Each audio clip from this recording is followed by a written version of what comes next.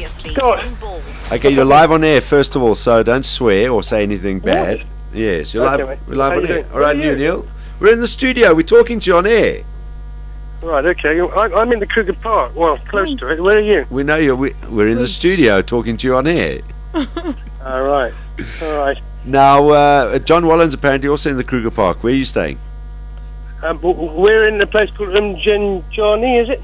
Very Sounds nice. like it's in Thailand. Just sorry, mate. Yeah, the mobile phone signal isn't great here. Well, we can hear you clearly. We just good. thought we just spoke to Gordon Eggerson, and we just thought let's find somebody that will actually give us a basic one-team answer on who do they think is going to win the EPL this year, because everyone's telling us it's between the top four. We know that.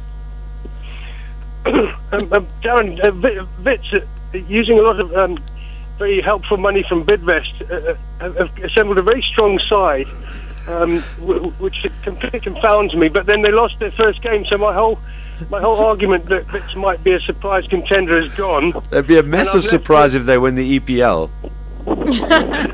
Oh, sorry, mate. I thought you were trying to PSL. Right. I was going, at least we got an answer, but it's not what anyone would have expected. If Vits win the EPL, I think I'll win 500,000 rand from Irving Koza. You'll win Right, 500 million. Yeah. So there's absolutely no question that Chelsea have made some great signings and were disappointingly beaten at Villa Park by Manchester City over the weekend in what I still call the Charity Shield. But Chelsea are going to be there or thereabouts. I can't see Liverpool with Brendan Rodgers. You know, Brendan Rodgers is a man of such small horizons. Careful, Neal. He's never get. I don't care. I mean, you absolutely know that Brendan Rodgers isn't going to do anything more than top 8 for Liverpool. See why we phoned him? Yeah. Carry on. Yeah, Manchester United. I think they're a spent force. I just can't see them somehow raising something better than they did last season. So what I have to say is that for once in my lifetime and yours, Darren, Yes. Arsene Wenger has gone out and actually bought players in their 20s. Didn't they look good beating Cologne on the weekend? I'm sorry. If I hadn't seen the Cologne game, and I was lucky to kind of catch it in the middle of the Olympics and the South African football, I suddenly find this remarkable game in Cologne with Podolski scoring 2 against his old side, and looking at an Arsenal side that aren't just holding the ball, but are creating things, with Jack Wilshere injured and you know, hopefully ready to come back sometime during the season. You know, if I had to stick my neck out and say that someone's going to get ahead of Manchester City and Chelsea, which will be the top 2, then I would rather go with Arsenal than Man United. Yes. There's my boy. There's my boy. And that's exactly why Darren called you, Neal. Well, I guess you always say that about. But year after year, Arsenal fans wait for Arsene Wenger to buy something useful as he loses all his players.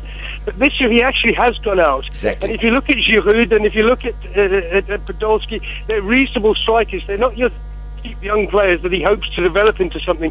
These are men who can score goals at the highest level.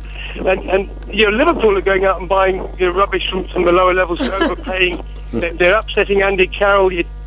Listen, Chelsea have spent brilliantly this summer, but if you're asking me who is going to challenge, you know, the recognised hierarchy of Man United, Man City, and Chelsea, then I would have to go with Arsenal this season for cogent reasons, not just because of the age-old goonerism inside me. Yeah, right. But in I have to say that in terms of the side just coming out of nowhere, I'm worried that you know that there's no lessening of that, no better bridge between the top 4, top 5, and the rest. Now that Man City have jumped over it, because Tottenham Hotspur have, you know, they haven't got a striker. They haven't got a coach. Well, that's the other thing, isn't it? I mean, for Harry to go in the situation that he did, most of the Spurs fans are keeping a brave face, but to be honest, you know, Tottenham Hotspur are going to fade out of that top 4 position, and I can't see who's going to come in and break in. I was hoping that Spurs would last season, and they looked like they were going to, but then Harry got distracted and then left. So, you know, really, it's got to be about Arsenal breaking into the Chelsea, Man City, Man United kind of stranglehold on the championship for the last 8-9 years, and that's the only way to see it. If anyone else comes out, you know, I'll run across the river in a minute. I can't see it. We'll Sounds surprise like you, Neal. a windy day in the Kruger Park as well. Just very finally, because you have an opinion about everything, and what do you want to know? Kevin Peterson, do you back him, or do you think they did the right thing? Darren, because you know me, and because you know sensibilities towards both England and South Africa when it comes to cricket and rugby in particular. I think that Kevin Peterson has been sold down the river by the Proteas themselves. They were the ones that leaked the story to the Daily Mail that Kevin Peterson had sent them texts. They are now saying, oh no, Dale Steyn and AB de Villiers didn't get texts and that they weren't derogatory, they're only banter. But that was too late. By then he destroyed the morale. That story in the Daily Mail last week by Lawrence Booth destroyed the morale of the England camp and has completely torn the place apart. We now have the bizarre situation where the best current cricketer on form at the moment, Kevin Peterson, the most wonderful century at Headingley, 4 wickets bowling off spin when they stupidly dropped Graham Swan, finds himself amazed how many former England captains, like Lloyd was on. Oh, don't go now. You're just getting into stuff. There you are. Nonsense. So are you confirming then that, I mean, is that fact that that some of the Proteas guys actually leaked those SMSs to the newspapers? I mean, it's not like Kevin Peterson's gone to the British and said, yeah, I sent some funny texts. Yeah, but I mean, it could have been one of his own teammates that picked up his phone and saw them there. No, South African camp, they'd been known that they were getting texts from Kevin Peterson after a bit of a row on day one of the Headingley test when Strauss and Flower called Peterson over and said he was talking to the South Africans too much. The day after that, the second morning at Headingley, it was leaked to one British paper in particular, the Daily Mail, and a guy called Lawrence Booth, ex-cricket info, knows all the South Africans really well. He wrote the story as an exclusive in the Daily Mail saying, you know, Kevin Peterson is sending texts to the South Africans and they're not entirely complimentary about his teammates. And then that comes back to Richard Bailey, a non-cricketer, launching a website, taking the mickey out of Kevin Peterson and all the England players following that account, Stuart Broad in particular, and then sending derogatory Twitters. So Kevin then, you know, brazenly said, look, we're both sending each other funny texts. There's no need to go on like this. And at that point, he was then told to explain or justify these texts like he was guilty until proven innocent. Yeah. And when they gave him 6 extra hours to come out and explain these texts, and he didn't, he came out and he brought out a video just saying, look, I'll play for England under any circumstances. I love playing for England. I will forego the IPL. I've phoned Delhi Daredevils.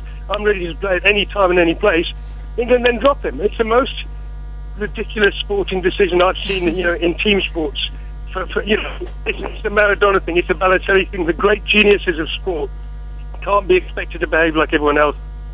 Seeing Kevin Peterson bat, as we all did, for his 149 at Headingley, and then to drop him in the most important test of this year, it's just bloody ridiculous, Darren, I've got to say.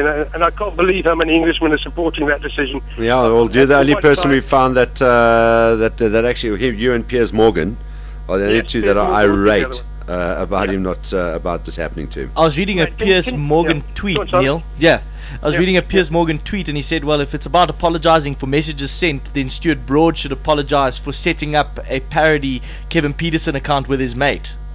Yeah, really. Nottinghamshire, Stuart Broad and Bailey is kind of one of the hangs-on. Neil, we're losing that line, but if you can still hear us, appreciate you taking our time out in your little holiday in the Kruger Park, and thanks for joining us. Look forward to chatting to you some more during the course of the English Premier League. Always good value. Neil. We the best on 3. 1, 2, 3. We the best. 2 p.m. to 6 p.m. Mondays to Fridays live on Ballz.co.za. Ballz.co.za.